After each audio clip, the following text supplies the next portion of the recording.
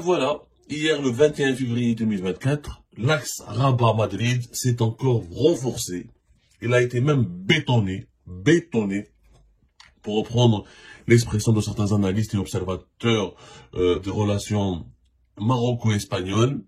Après avoir été snobé pour l'Algérie, après avoir été snobé et méprisé par Tebboune, voilà que l'Espagne, comme je l'ai dit, comme je l'avais prévu, comme je l'avais averti, voilà que l'Espagne se tourne encore une fois davantage vers le Maroc pour approfondir ses relations avec le Maroc, pour approfondir son alliance avec le Maroc, parce qu'elle pense, parce qu'elle estime, et à juste titre, voilà, comme on n'arrive pas bien à parler avec l'Algérie, comme... أهلا وسهلا بالإخوان والأصدقاء، كنتمنى تكونوا في أتم صحة وعافية وأنتم تشاهدون هذا الفيديو. إخواني اليوم غتشوفوا معايا واحد المناضل والمعارض سياسي جزائري كيتكلم على الضربة القاضية اللي طرات البارح وزار فيها شونسيز للمغرب الملك محمد السادس. إخواني والأصدقاء، وهنا شونسيز غادي يضرب واحد الصبعة جديدة لكابراناس والعصابة الجزائرية بالاعتراف ديالو بالصحراء المغربية. هنا إسبانيا كتولي مجددا يعني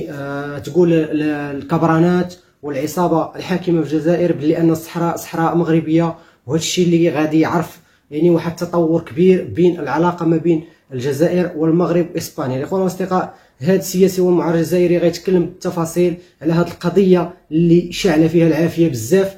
ما نطولش عليكم وما نحرقش لكم المراحل. إخوان والأصدقاء، فيديو يستحق المشاهدة. نشوفكم مع الفيديو ونتلاقاو في نهاية هذه الحلقة.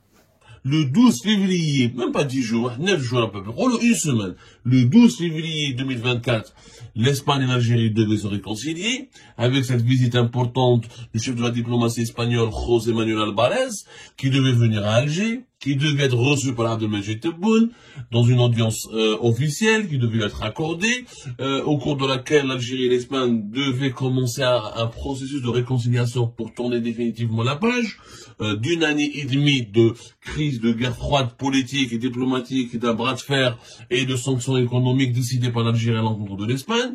Et ben ça ne s'est pas fait. Rappelez-vous, on en a parlé. Abdelmajid Tebboune, c'est lui qui a annulé l'audience qui était prévue initialement avec José Manuel Alvarez. L'Espagne a très mal pris ce geste humiliant et elle a décidé d'annuler tout court la visite à Alger de son chef de la diplomatie. Et du coup, l'Espagne et l'Algérie ont raté l'occasion. L'opportunité a été gâchée, l'opportunité pour se réconcilier, pour se retrouver. Qu'est-ce qui se passe? Une semaine après, l'établissement espagnol se tourne vers qui? Vers le Maroc. La politique de Tebboune et du régime Tebboune est une politique qui arrange le Maroc. On est en train de faire des cadeaux. Mais franchement, les Marocains devraient remercier Dieu, lui et jour. C'est des cadeaux. Tu nargues l'Espagne. Tu la méprises. Tu la provoques. Tu essaies de l'humilier, mais l'Espagne fait quoi? Elle riposte, ok, je vais aller vers le Maroc. J'ai pas d'intérêt avec l'Algérie, ben, les Espagnols sont pragmatiques, ils cherchent à protéger leurs intérêts, les intérêts de leurs entreprises, et ben, ils sont partis au Maroc. D'abord, il faut savoir que cette visite du chef du gouvernement espagnol, Pedro Sánchez, à Rabat, n'était pas médiatisée auparavant. Ça a été une visite surprise. C'est-à-dire qu'elle a été préparée au cours de cette dernière semaine, à l'exception de l'agence de presse espagnole, EFE, qui a annoncé cette visite. Aucun média espagnol de grande envergure, ou là des médias marocains de grande envergure très proches des autorités, n'ont annoncé préalablement cette visite. Dès son arrivée à Rabat, donc ça veut dire qu'elle a été préparée, pas la dernière minute, mais elle a été... إخواني، ما تنساوش الاشتراك في القناة وتفعيل الجرس، وكذلك مشاركة الفيديو مع جميع الأصدقاء ومشاهدة ممتعة.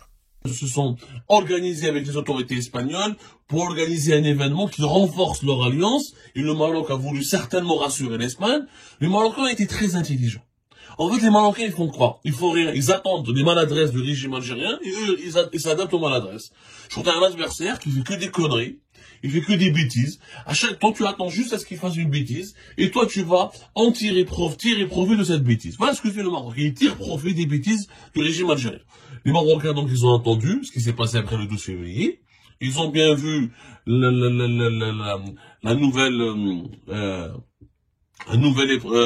nouvelle tournade la nouvelle crise dans les relations algéro-espagnoles. Ils se sont organisés avec les autorités espagnoles pour organiser une importante visite du chef du gouvernement espagnol à Rabat. Il est venu à Rabat hier, donc Pedro Sanchez. Il a été accueilli par le chef du gouvernement marocain. Ensuite, un déjeuner à son honneur organisé par le roi Mohamed VI. Ensuite, dans la soirée, une audience en privé entre le Pedro Sanchez et Mohamed VI. Ensuite, des communiqués officiels et des échanges. Et résultat des courses, le Maroc et l'Espagne, comme l'Espagne, elle souffre, les entreprises espagnoles ont souffert en tout cas, des sanctions économiques de l'Algérie, et ben le Maroc a ouvert encore une fois les portes de son marché aux entreprises espagnoles pour rassurer son partenaire espagnol. Donc le message est clair. À cause de nous, vous avez des problèmes avec l'Algérie, et ben nous, on va vous indemniser, on va vous permettre de faire des affaires. La preuve, le Maroc envisage d'investir 50 milliards de dollars, 45 milliards de dollars plus exactement, d'ici 2050, dans des infrastructures importantes du pays, des ports, des aéroports, des trains, etc. Et ben les entreprises espagnoles vont avoir une part importante de ces marchés.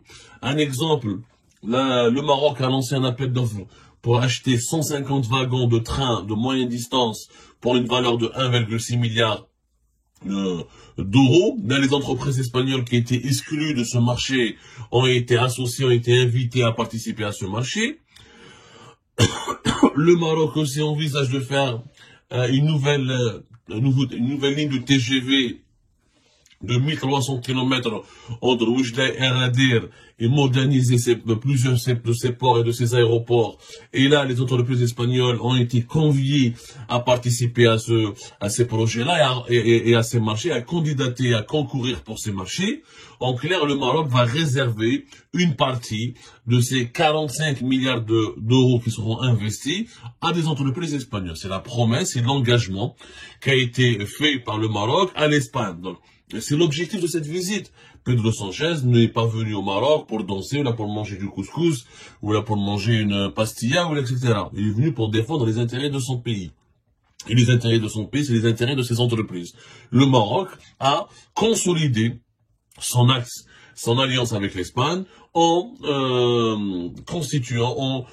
travaillant sur des projets économiques majeurs. Le Maroc et l'Espagne vont organiser ensemble, rappelez-vous, la Coupe du Monde de football en 2030. Donc les deux pays vont coopérer énormément. Et à cause de l'Algérie, ou grâce à l'Algérie, le Maroc et l'Espagne ont approfondi dans des proportions exceptionnelles leur alliance. Clair, net et précis, encore une fois, vous êtes bien sûr, concernant la question du Sahara occidental, le chef du gouvernement espagnol, lors d'un communiqué officiel confirmé par les agences de presse marocaines et espagnoles, ont reparlé du soutien officiel et qui n'a pas changé d'un iota de l'Espagne au Maroc concernant le dossier du Sahara occidental. L'Espagne considère toujours le plan d'autonomie marocain comme la base la plus sérieuse, réaliste et crédible pour la résolution de ce conflit et de ce différend, ce qui prouve que donc les pressions algériennes sur l'Espagne n'ont absolument abouti à aucun résultat concret et que donc Pedro Sanchez, en allant à Rabat, il a encore accentué ou il a mis en valeur le soutien de l'Espagne au Maroc qui n'a pas changé. Donc c'est un revers, encore une fois, pour l'Algérie sans diplomatie qui nous a fait croire qu'au bout d'une année et demie de pression, l'Espagne a fait évoluer sa position, ce qui n'est pas du tout vrai. Le Maroc et l'Espagne ont décidé de travailler ensemble. De travailler ensemble dans le fameux projet, t'as le gazoduc Nigeria-Maroc, qui doit passer par une vingtaine de pays de l'Afrique de l'Ouest. L'Espagne s'intéresse particulièrement à ce projet-là. Donc, il y a des gros projets stratégiques en Afrique, comme le gazoduc africain-atlantique Nigeria-Maroc, et d'autres projets dans le continent africain, imaginés par le Maroc, qui intéressent l'Espagne et l'Espagne va s'impliquer et l'Espagne va s'impliquer dans ces projets-là. Donc, le couple Madrid, l'axe Madrid-Rabat s'est renforcé, s'est consolidé, et va même s'étendre à l'ensemble du continent africain. Voilà ce que nous coûtent les maladresses du régime algérien. Il y a une relation directe. Cette visite n'était pas prévue.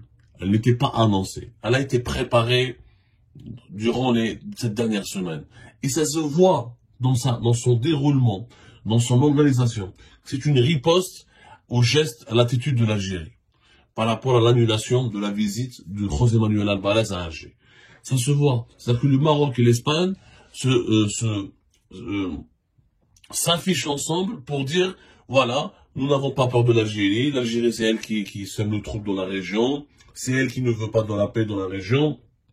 C'est elle qui ne veut pas de relations de bon voisinage. On a des gros projets de coopération. On a de grandes ambitions. On est d'accord ensemble.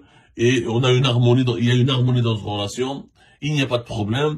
Et nous sommes l'exemple ce qui est d'ailleurs vrai, hein. L'Espagne et le Maroc sont devenus l'exemple du bon voisinage d'un pays européen, africain. Il est possible d'être deux pays de deux continents différents et d'être voisins et d'entretenir d'excellentes relations de voisinage et voire de coopération stratégique. Et pourtant, entre le Maroc et l'Espagne, il y avait quand même des relations très houleuses, voire très compliquées. Il y a souvent eu, dans l'histoire des 3 ou 4 dernières décennies, des crises politiques très graves, notamment autour de la question de la migration, autour du statut de Melilla et Ceuta, autour de la question du Sahara occidental, etc., etc. Ça n'a jamais été aussi simple. Aujourd'hui, il y a une lune de miel. Il y a une véritable lune de miel. Le Maroc et l'Espagne sont en train de filer le parfait amour. Pourquoi? Parce qu'il y a l'Algérie en face, qui fait du chantage, qui fait de la pression, de façon maladroite, qui essaye d'imposer son propre agenda de façon très brutale et agressive. Et du coup, cette agressivité ou cette brutalité, elle a créé l'effet inverse qui est recherché par l'Algérie. C'est-à-dire, elle permet aux pays ciblés par l'agressivité de l'Algérie de se fédérer ensemble, de s'allier ensemble pour se protéger. On est en train de fédérer nos adversaires contre nous et autour de nous. Et c'est malheureux. C'est malheureux. Voilà, on va voir ce qu'il a dit un peu, on va lire un peu ce qu'il a déclaré le chef du gouvernement espagnol. Avec la visite au Maroc, nous donnons un nouvel élan à notre coopération dans tous les domaines et nous consolidons un modèle de voisinage constructif fondé sur la confiance et le respect mutuel. Voilà ce qu'il a déclaré Pedro Sanchez. Cette visite met en évidence notre volonté commune de continuer à promouvoir les relations bilatérales stratégiques tant pour l'Espagne que pour le Maroc. Nous avons réaffirmé notre détermination à poursuivre la feuille de route adoptée en 2022, grâce à laquelle nos relations se trouvent à leur meilleur moment depuis des décennies. Ensemble, nous voulons faire de notre coopération le meilleur exemple de voisinage constructif. Qu'est-ce que je peux dire? Des déclarations très positives, ça avance, du pragmatisme, du véritable pragmatisme, des projets économiques ambitieux, des coupes du monde qui vont organiser ensemble.